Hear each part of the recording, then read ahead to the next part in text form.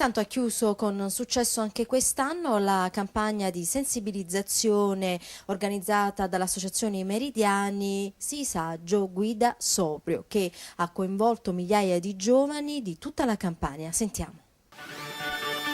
Con oggi si conclude la campagna di sensibilizzazione sulla sicurezza stradale denominata Sii Saggio Guida Sobrio e che ci ha visto presenti in tutto il territorio regionale con varie tappe che abbiamo coordinato nei vari capoluoghi di provincia.